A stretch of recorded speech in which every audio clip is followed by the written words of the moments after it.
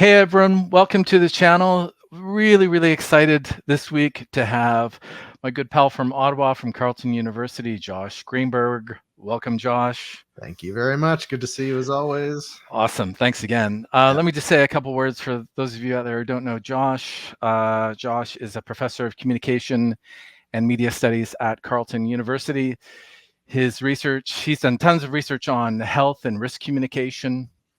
Was very widely sought after during the pandemic for his work on public health, campaigns on risks of or risk perceptions, I should say, of vaccinations. But today, I've asked him to join us to talk about his new research project on Canada's vinyl music scene. So again, welcome, Josh. So you've started a new research project that's kind of obviously, maybe it's informed a little bit by some of your other work on public communication, on culture, media studies, of course. But can you tell us a little bit about the book that you're working on?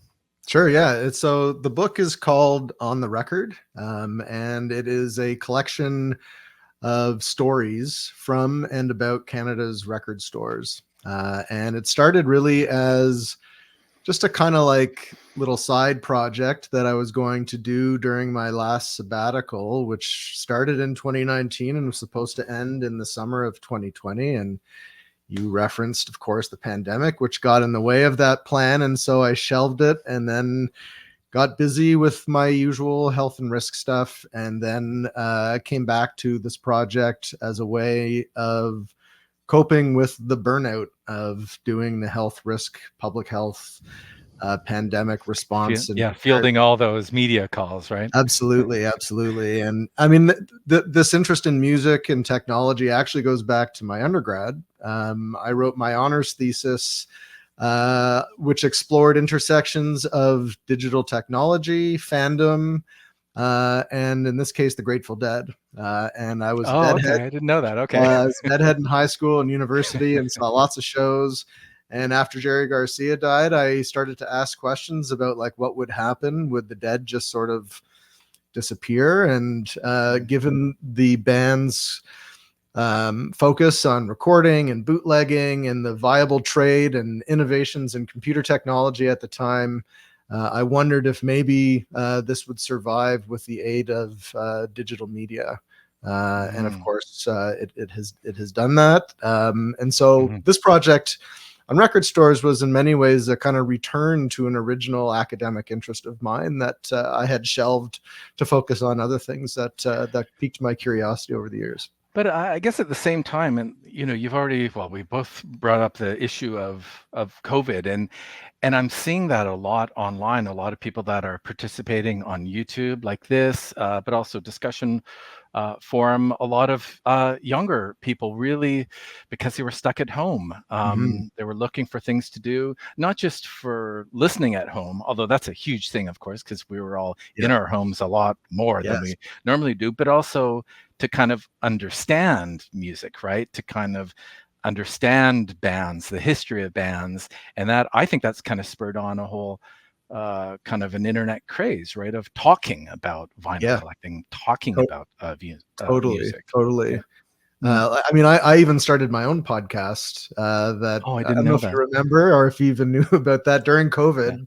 No. As a way of just like, I was awake all the time. I was, of course, listening to lots of music and really exploring very deeply my connection to my record collection. And I like to kind of work through my thinking by talking.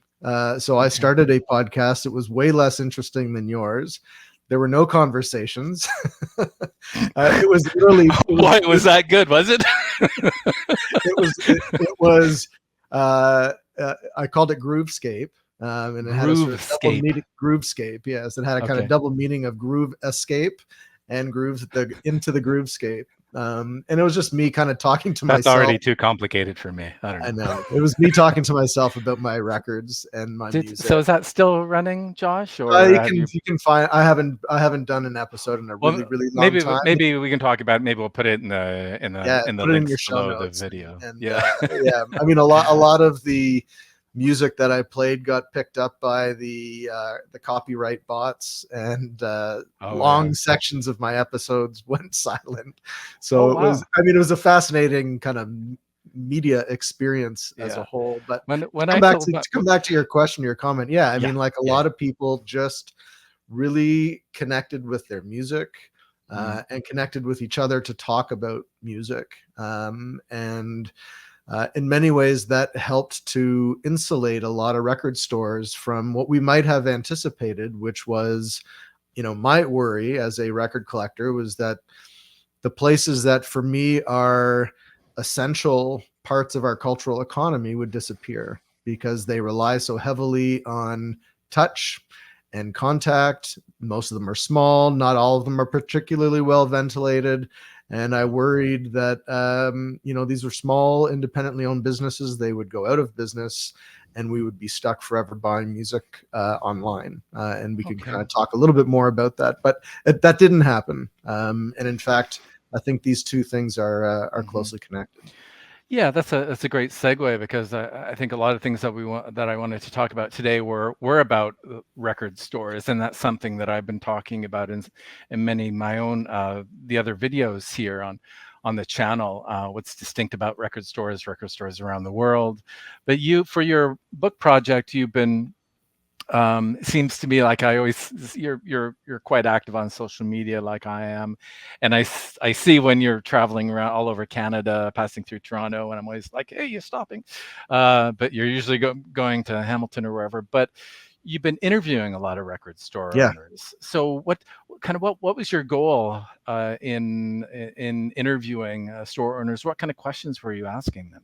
Yeah, I was really interested. And so part of it was I wanted to tell a story about what I have loosely coined Canada's record store scenes. And so I was curious if there is a single scene that, do all record stores have a kind of common look and feel, whether you're in Ottawa, Toronto, or Guelph, or Winnipeg, or Whitehorse, or wherever? Or are these scenes unique to the places? The economies in the country, of course, are different. And so I wondered, like, are the record store scenes also different? Are they shaped by different cultural factors? And what have been the experiences of record store owners across the country, in particular coming out of the pandemic? And that's really been the focus. So I've interviewed now more than 60 shop owners from across the country and out west, out east, up north, big cities, small towns, um, densely populated urban centers, rural communities, and really to try and get a sense of what's common across those places, Mm, but really just to make sure that, when we talk about Canada's record stores, that we are capturing what is, I think, unique about this country, which is that it's really big, it's very diverse, and what may be true in Estevan, Saskatchewan, isn't necessarily going to hold true in Toronto or Montreal. hmm. There have So been, of Josh, course, books and yeah, sorry. studies about Canada's record stores, but they almost always focus on, Vancouver, Yeah. Toronto, Montreal, to the exclusion of other parts of the country. So I wanted Hmm. to make sure that that was fully represented. Got it. Got it. Okay. So when you say a scene, you're talking a lot more than like when I like to talk about the vibe of a Mm, record store when you go into a record store mhm. and like is there a nod from the owner or the staff there? Yeah. Are there posters on the walls? How are things organized? What does Just it feel like? the feel of the store. But Yes. it seems to me like by scene you're talking about like not just not just the interior kind of aesthetics of the store, but it's how it fits it into the small town. Or Yeah. is Yeah. is So, that right? like in some cities, for example, you've got listening clubs that might be connected either directly or indirectly to a shop or more than one shop. And so, to what extent is a vinyl scene, is a record store or a set of record stores situated in a larger scene related to the consumption, the trade, the enthusiasm for recorded music in a vinyl format? Um, Okay.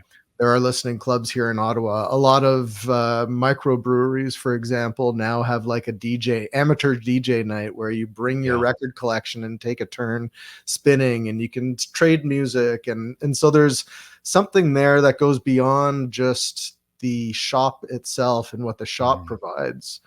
And I think some of the record stores, at least in Toronto, are now kind of promoting their stores in the breweries as well. They do that down at Henderson's, which you may know down for sure. And so some of them are Toronto. partnerships, and some of them are formal in that respect, and others are less formal. But there's something in the broader culture, I think, that signals that record stores play an important role. They are obviously an important nodal point. They're a place where you can, of course, buy music, but where you go and learn about music, where, as you say, like when you walk into a shop, does the staff or the owner acknowledge that you're there? Do they strike up a conversation? Do you feel comfortable asking for recommendations? All of that kind of stuff, which is really part of the formation of a culture around music. Yeah.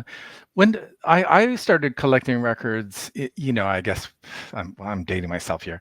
So in definitely the early '80s is when I started, and I'm assuming you're maybe perhaps the mid '80s, right, Josh? And so I'm wondering, what's changed is because I don't remember. I remember the connections or the scene, and I grew up in Ottawa, partly in Ottawa and then Vancouver, but definitely when I started collecting records, it was down on Bank Street in Ottawa. And the scene, as you've put it, for me, as I could see it as a 16, 15, 16, 17-year-old, was the record store connecting to bands and also to clubs. But beyond that, well, we didn't have kind of independent breweries back then. But what else do you see that's changed in the record stores today compared to the '80s, let's say? Yeah, I mean, there are a couple of things that I would point to. I mean, I started in the early '80s. I still remember, I think many people who are record collectors remember their first record. I certainly do. And I remember everything about that day. Maybe it was because of my age. I was in 5th grade. But my first record was Number of the Beast by Iron Maiden. I remember what the weather was like. It was October. That's right. Yeah, and I didn't tell my parents. I was afraid to tell my parents because of the moral panic around heavy metal music at the time. Yeah. Did it have a label on it? Do you remember? Was that Tipper I don't Gore? remember if there was on that record, but I remember others certainly did. Right? Was that? I thought that was just an American thing. Did they have those? And it was Tipper Gore, wasn't Tipper Gore? Yeah, I can't remember what the name of that group was. They were like the wives of U.S. senators.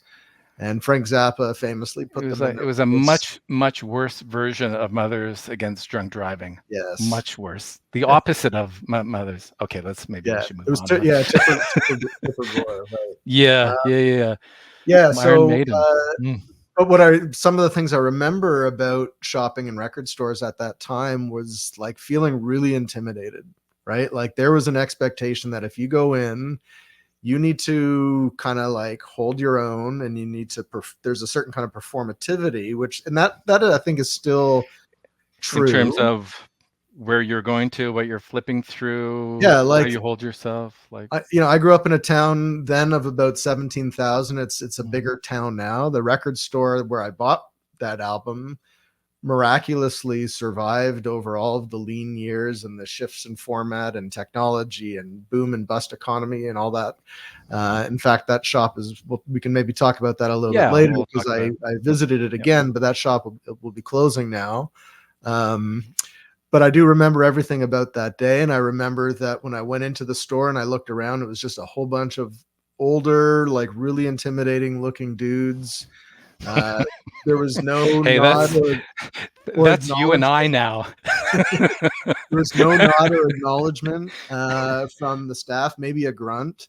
It just had a kind of, it felt like really intimidating to me as a 10-year-old kid or 9-year-old kid at the time. And I think record stores now are far more inclusive. Number one, the profile of the customer has changed. They are every shop owner I've met across the country will has told me that they see way more young women than they used to. Mm-hmm.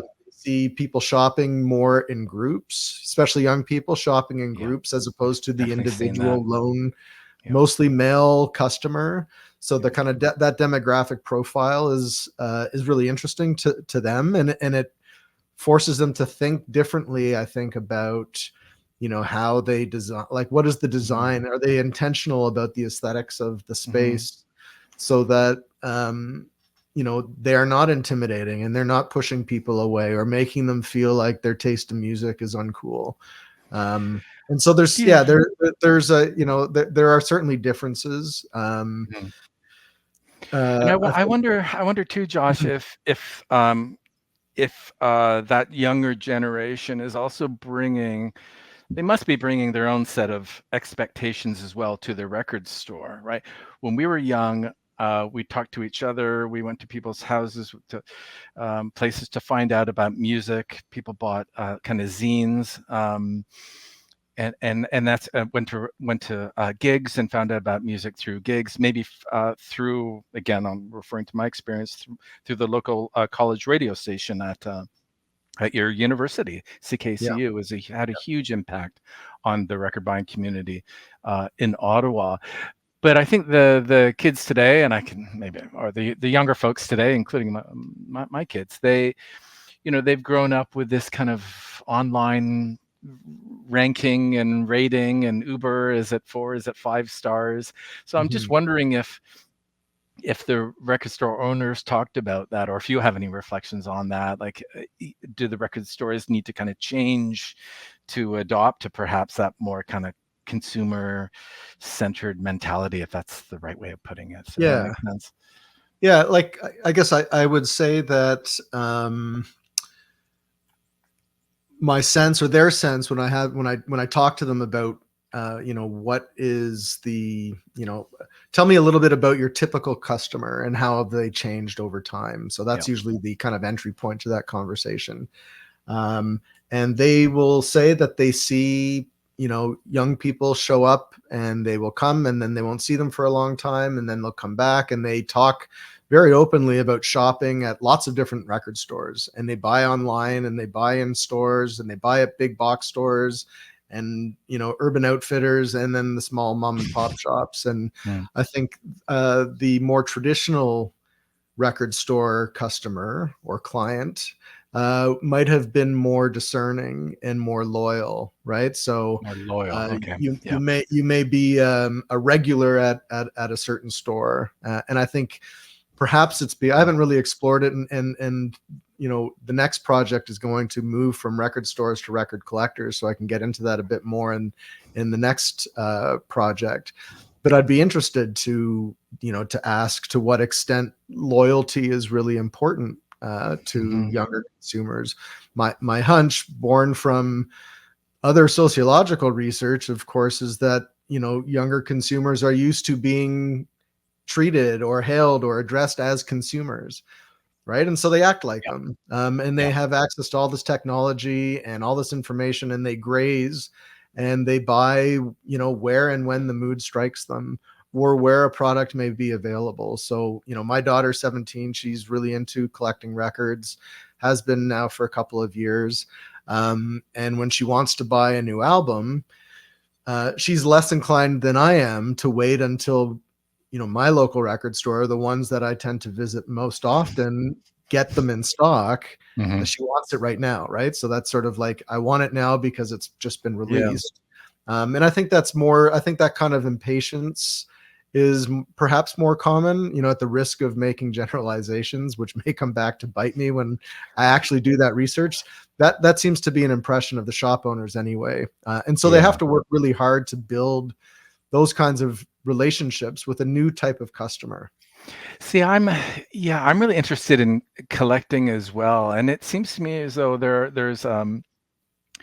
are people who obviously enjoy music, who buy a lot of LPs, but they may have their favorite record stores. They may be loyal to certain stores or know where the stores will have what it is that they're looking for, but they also subscribe to Vinyl Me Please, Yes. also buy a lot of discs, LPs off of Discogs, Mhm. and Amazon. And for me, this is just me talking. It takes a lot of the fun out of it, right? For me, I have a list. Yeah, I put all my stuff on Discogs when I go to new cities. I can, in the back of my mind, or I'll be walking around with a list of things, and I'm digging, right? Mhm. I'm excited about finding something in the stores in new places. So Mhm. even going to Discogs, like, you can find almost anything on Discogs. So I'm just wondering if that's part of. I guess you've already mentioned that's part of perhaps a generational divide, but is it also? Do you think there's any risk there that it's going to really start to bite into record stores, and that we may see record stores starting to close and going the way of bookstores, for example? I don't think that's going to happen. I think, we have never had access to more music or been able to buy music more easily than we do now. And yet there is a certain kind of resilience or robustness to the record store experience or the in-person experience, whether that's at like a small independent record store or you're in Toronto, of course. Sonic Boom is not a small independent record store; it's a much bigger one, but it is an independent record store, which is different from, you know, I think Costco now. Costco brought in a whole bunch of the Taylor Swift album, the last Tortured Poets album, right? So Costco, you can buy records, you can buy them at Indigo, you can buy them at Walmart. Toys R Pretty Us, I soon, heard online someone talking about it out in sorry, Vancouver. I don't Toys R Us, you can get records Toys in R Toys Us, right? Toys R So Us. yeah, so it's never been easier, whether in person or online, to buy music, but Mm. record stores have expanded. There's a shop where you and I went digging recently when you were in Ottawa, the Record Center, which opened a second location right across the street to deal just with its online business and Mhm. also clearance pricing, right? So Yeah, and that came out of COVID at a yeah. time when shops But I were thought locked down. I did go across there. Should we give a Yeah, shout out to the store that we're talking about yeah, the here? Record Center, The and rec then the second Record one is the Center, yeah. Record Center 2. But when I Um, went, because I got there a bit early before we were gonna meet up, I walked across the street and I walked in, I saw the bargain bins, yeah, and I took that space to be that was all the stuff, all the good stuff that they were selling only online. Did I get it wrong? that's You where know, that's where they ship from. So they've also yeah. got a massive, like massive warehouse of more Mm. records than you could ever imagine. And so that's only stuff I'm seeing that, that's a quite a common move now too, right? Yeah, So maybe we're moving into this kind of hybrid, record store where there is some stuff for the locals, for the loyal locals, right? Like Josh and Greg. But then the danger is that it's the scrappy stuff, and then all the really good stuff is stuff you can sell at 30% more to so and so in Regina or yeah. So Los they've got, I Angeles. think, a lot of their stock, and not just that shop, but a lot of shops will have a lot of stock available on their kind of like e-commerce platform, on their Mm, e-store. yeah. But then they've got a ton of stuff that is not available online that they want, because they want to bring you into the shop. And a lot of people want that in-store experience. It is vinyl is a very tactile, it's physical. You want to touch it, you want to inspect it. There is something just really, it's kind of hard to put a name or words to it, that just feels different from Mm, running your fingers across the spine of an album, yeah. flipping through. There is, I've written about this recently, there is a certain kind of affective dimension to the record store that is very different from what you get online. Mhm. They, Mhm. record stores have a smell, they have you said the word before, they have a feel to them that is totally different. And so even in bookstores too, right? Like bookstores are making a comeback.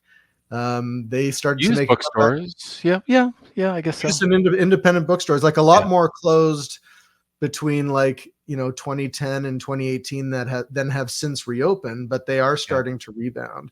Even big box chains like Barnes and Noble Mhm. are reopening more stores. Again, they haven't made up for the number of locations that closed, but I think, records like books were were cultural forms that we reconnected with during the pandemic. They helped in many ways. Listening to a record is a very intentional activity. It forces you to slow down an otherwise busy experience. Scrolling and streaming, moves time more quickly, right? Yeah. Whereas put on a record, you can't just walk away and not pay attention to it. So it was about kind of slowing things Sometimes I do. down, right? But more often than not, it is Yeah. it is a far more intentional activity than streaming is. And I think Mhm. many people rediscovered how valuable and important that is. It gave them time back and focused Mhm. time for deep engagement with culture, whether it was music or a book.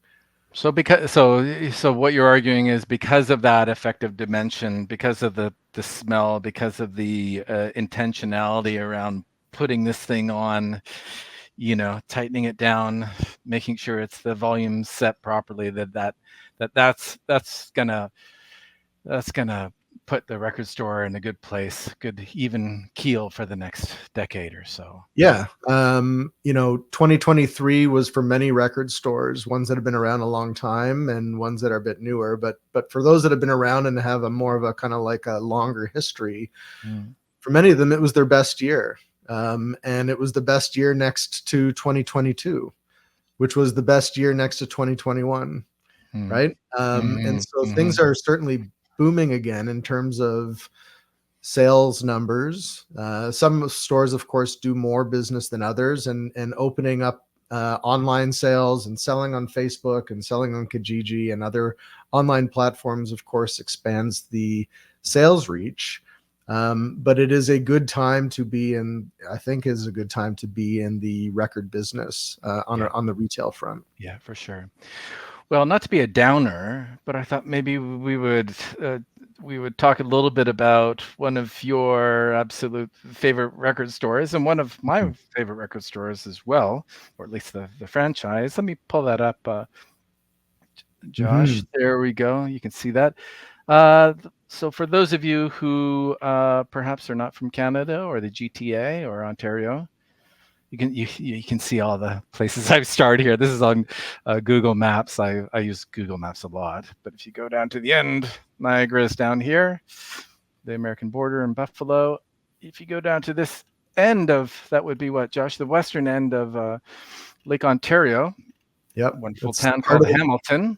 And just part of the Golden Triangle it there. is, yeah. How many people are there? 500,000 people or so live in Hamilton now, but Hamilton is, I can't even more than remember now. that? Yeah, something It's like that, maybe more. more than that now. Of course, with like municipal amalgamation, the Mm, official numbers are yeah. bigger.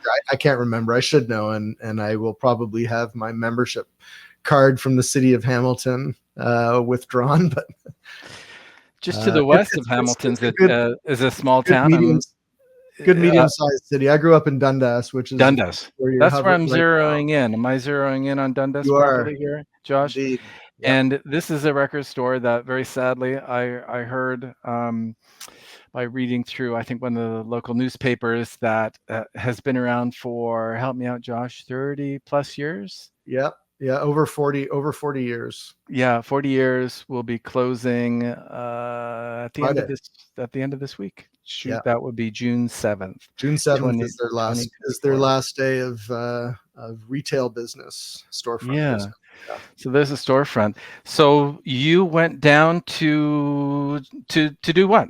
Yeah. It was last So weekend, wasn't it? Just this past weekend. it was on Saturday. Or was it Saturday or Friday? On Friday, I drove from Ottawa so when the owner's name is Mike Klassen.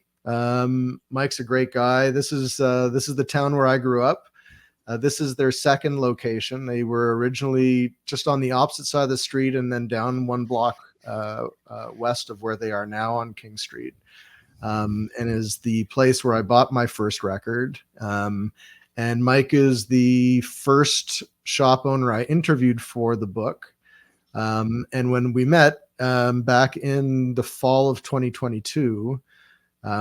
He said at the time, I don't know if I've got it in me to go to 50 years in business, but we'll see. And so he didn't at the time have plans to close up, but since then, and this is not it's a bit of a sad story for record store nerds like me. When I go home, I like to pop into the local shop. It's a good walking distance from where my parents live. But for him, it's not a downer story. He's retiring. He's retiring on his own terms. He'll continue to sell. He said on Facebook.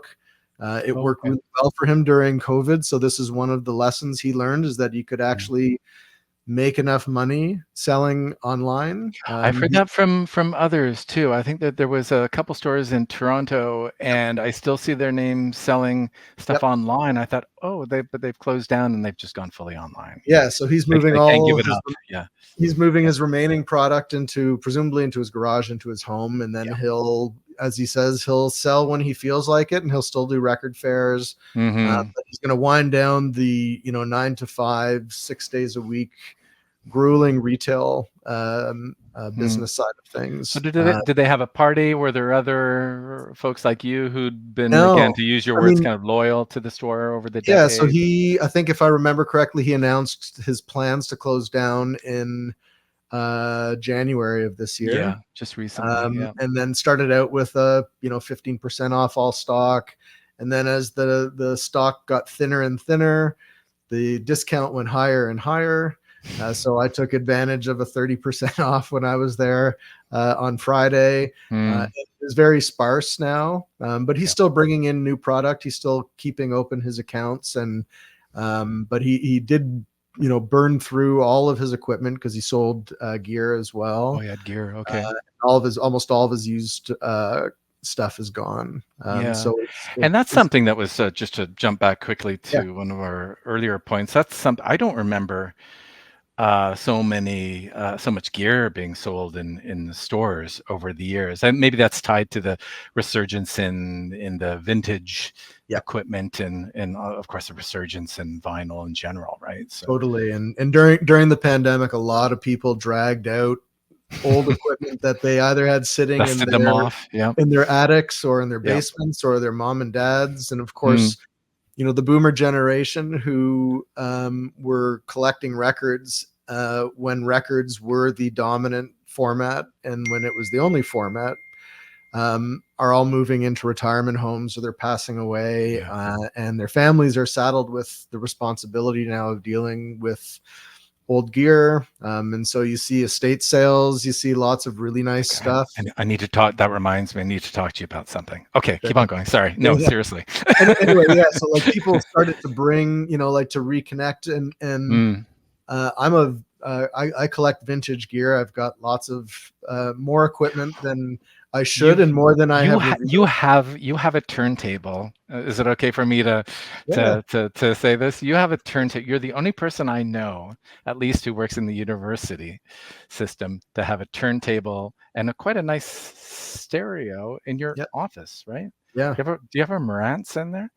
It's actually a realistic STA 90, which Lore had. It was actually made by Sansui for Radio Shack, but it wasn't Sansui, but it is very nice, kind of late 70s silver face equipment. Awesome. It's a beautiful amp.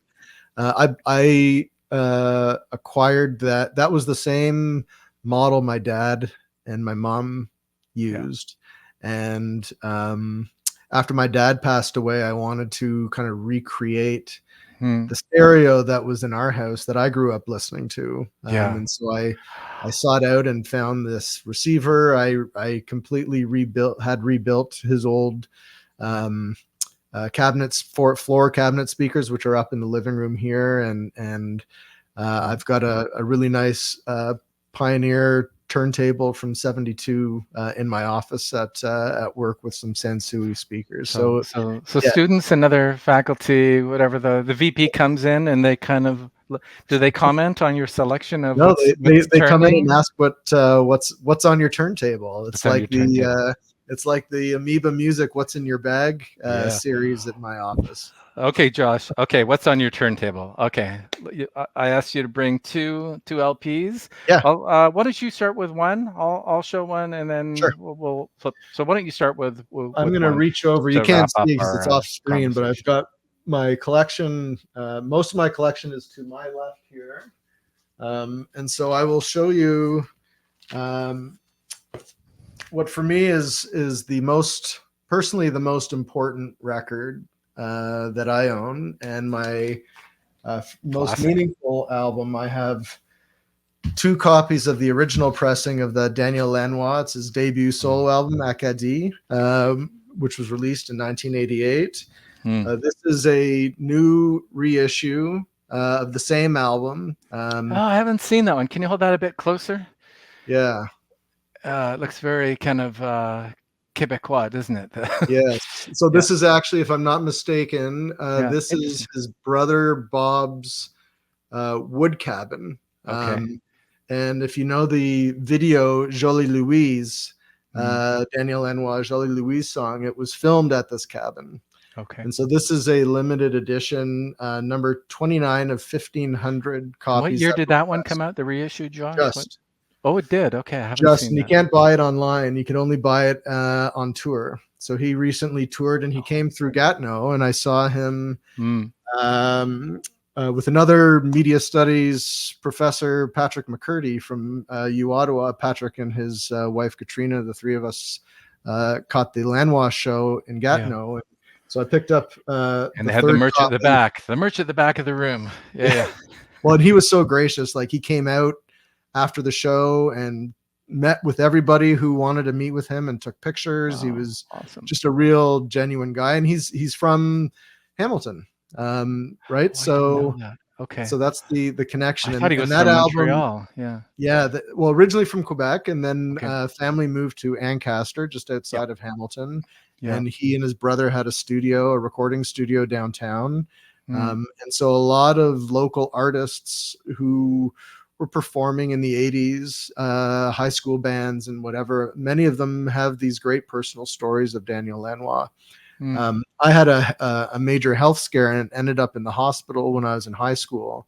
And when that album came out, although I had a cassette copy, I listened to it over and over and over again. And it got me through a really difficult period in my Mm. adolescence. And so that Mm. album has always had a special place Fabulous. for me. And when I listened back to that album, of course, this was part of his string of major hit LPs that he produced at the time. U2, You Bob too. Yeah. Dylan, Emmylou Harris, the Neville Brothers. Robbie Robertson. Did he do Yeah, Robbie he did. Robertson? Yeah, I can't remember which Robertson Peter album. Gabriel. Did he Yeah, do I Peter think Gabriel? so. Yeah, Yeah. a lot. Huge So hits. Huge yeah, hits. and so he and Eno and You know. we're doing a lot of this together, right? And so the Yeah. atmospherics and on the album, it's like some of Mm. it is like really subtle and some of it's more assertive, but you really Mm-hmm. hear. I listen to that album and then I'll go and listen to the Joshua Tree, and you just hear a lot of Yeah. similar kind of production tricks. And Absolutely. Yeah. it's so Yeah. that to me is just a very special I album. think I saw.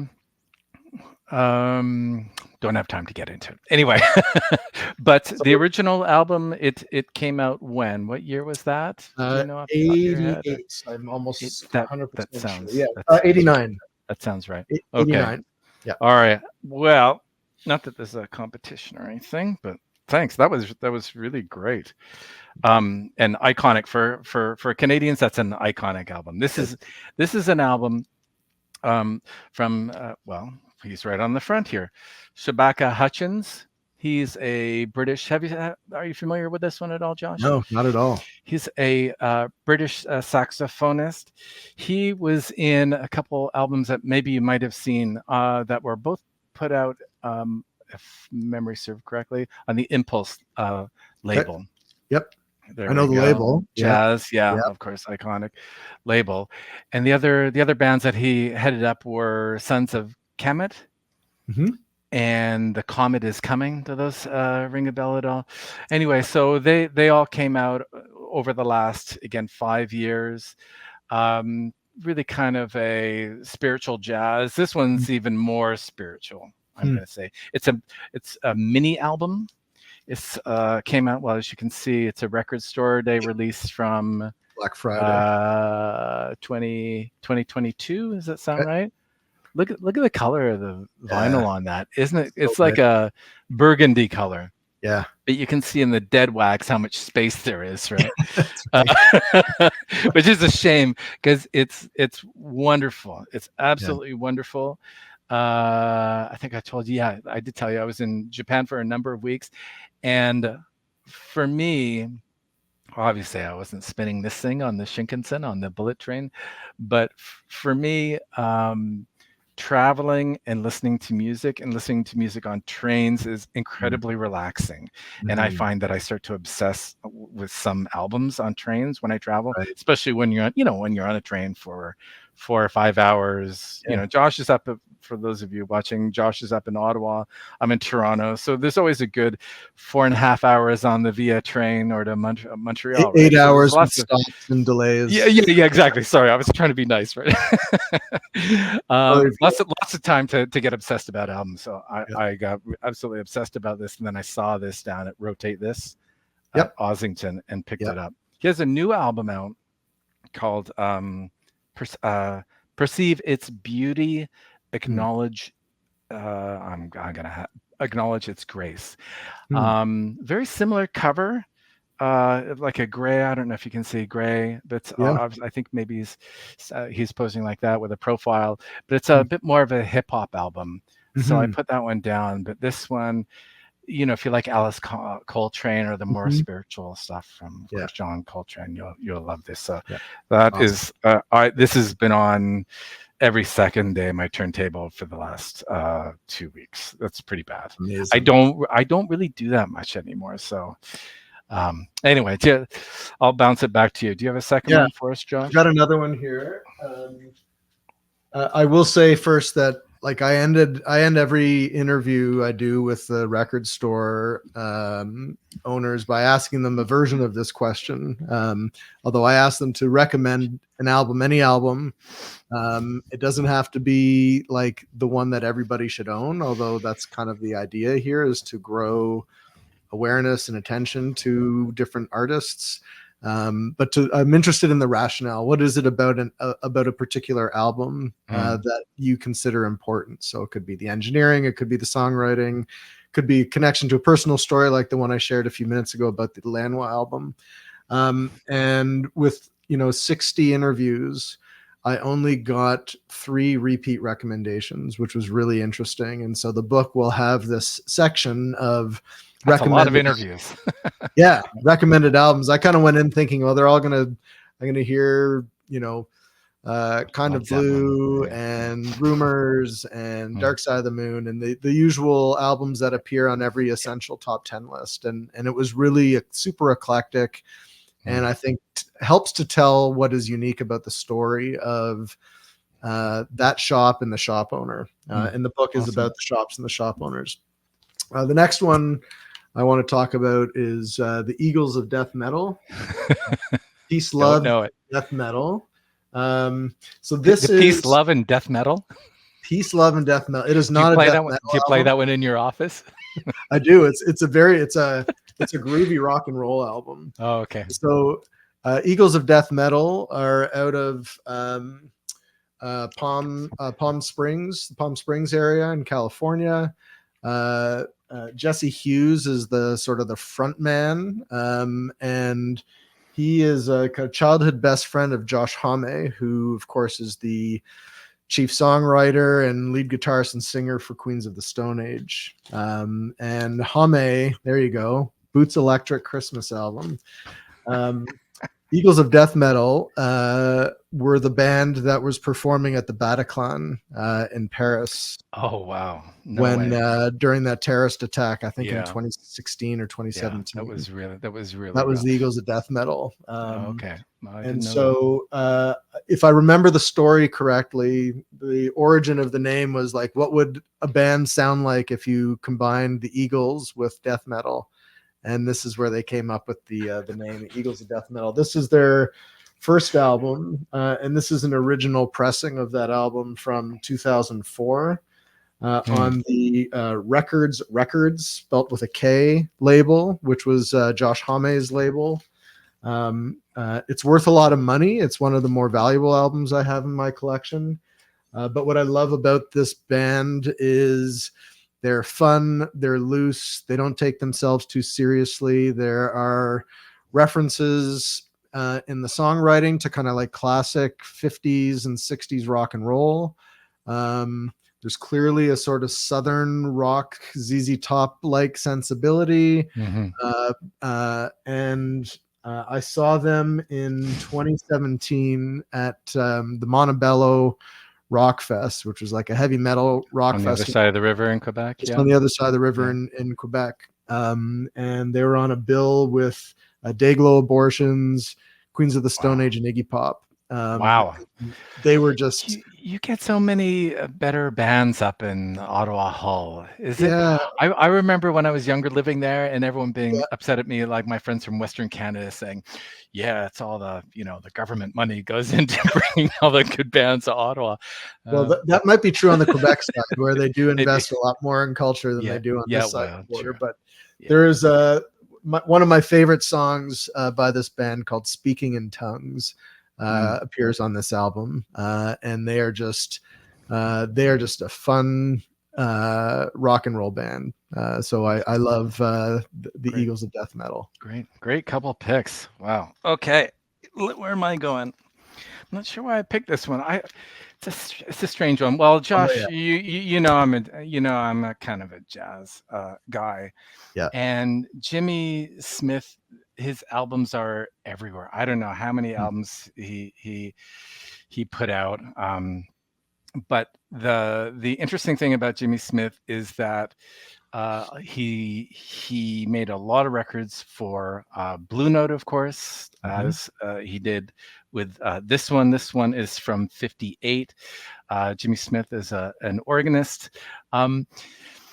I'm actually, I don't know if you've heard, there's a little bit of a revival, right? A little bit of a revival of that kind of late 90s kind of cheesy lounge jazz with the organ, always makes me think of that scene in the the Blues Brothers, when they have to go get their piano player and he's like, playing some cheesy music surrounded by orange. Anyway, so I'm not a super big fan of that revival. And to be honest, I'm not a super big fan of Jimmy Smith. So why are you showing this? Weirdest recommendation I've ever heard. Yeah, this is. But better be a good second half to this little recommendation here. But have a look at the band there that he's with. I've seen other people show this LP online, and a lot of people say this is his best album. And the reason why I think is because of his band, Lee Morgan, obviously iconic, Lou Donaldson. Burrell. Yeah, Tina Brooks, Kenny Burrell. I've got 3 or 4 of his albums, and absolutely Art Blakey. I'm not sure about the other folks. And for me, I'm not sure about you, Josh, but I'm really obsessed too with collecting, not original Blue Notes, but at least Blue Notes that have the RVG stamp. And that is the case with this one. And with Jimmy Smith's album, you can get them actually very, very affordable. So that one was nice. $25 from Rotate This. So you get some really, if you want to hear that Rudy Van Gelder sound from Blue Note, you can get some more affordable ones from Jimmy Smith, including a really fantastic lineup of really fabulous, iconic jazz musicians and very cool from the 50s, 60s, and 70s. So there we go. Josh Greenberg, thank you so much for agreeing. It's been really great. When's the book coming out? Manuscript is due to the publisher at the end of August. It'll be sometime next year. It's going to be working with a trade imprint of one of our academic presses here in Canada. They are very excited to work with me on some creative packaging, and we're going to have a lot of fun with it. We'll definitely do a book launch, and I'm going to try and get to some of the major centers and into the shops where I visited. Certainly, will do so in Toronto. Awesome. I look forward to it. And I'll let you know, and we can chat again when the book is out. Would love to do that. Thanks again, Josh. Pleasure. Thanks everyone for watching.